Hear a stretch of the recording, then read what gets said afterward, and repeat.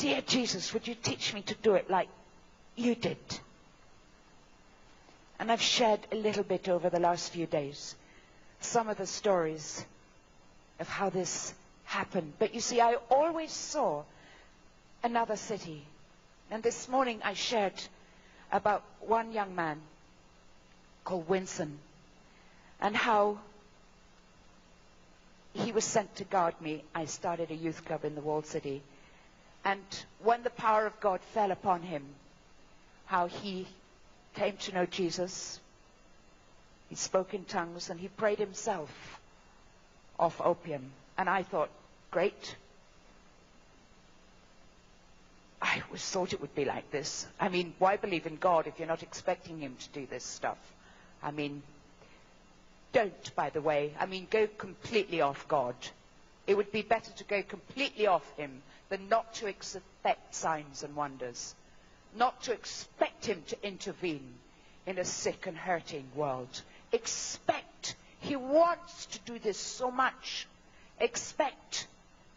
And so when I saw this guy get off drugs miraculously, I was very thrilled, but not surprised.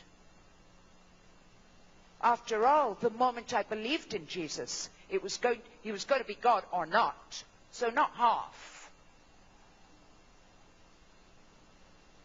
But I didn't understand what was going to happen next. So as I said this morning, I said, God bless you, my son.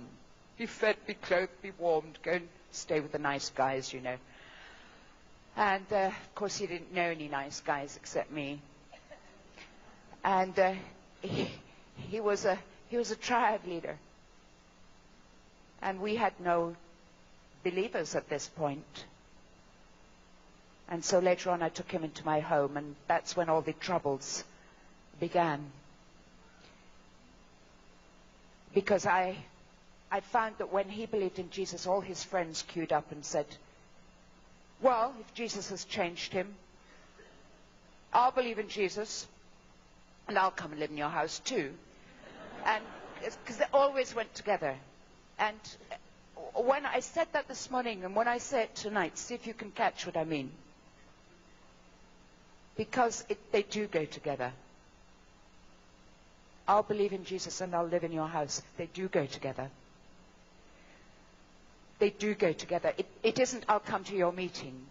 That's not at all the same as I'll come and live in your house. And most of the poor and the sick and the delinquent and the limping need a house. However that house works out to live in. They need a family on Monday and Tuesday and Wednesday. Not a cell group once a week. They're coming into a family. Not an organization, a body. And so all the troubles came because all his friends queued up. And then I learned it isn't they come to Christ and then because I'm an evangelist I move on, let someone else disciple him and find the next. Not at all. How can you abandon those who are born? You can't. So I trapped myself.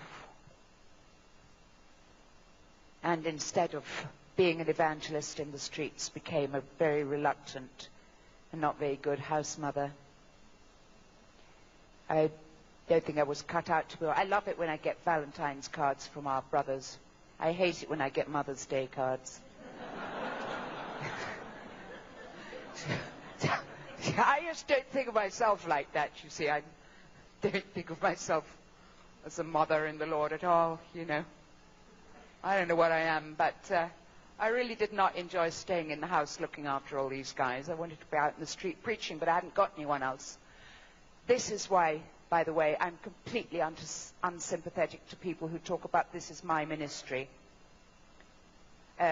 Until you're ready to do everything on every single occasion, you don't deserve something called my ministry. They're not useful.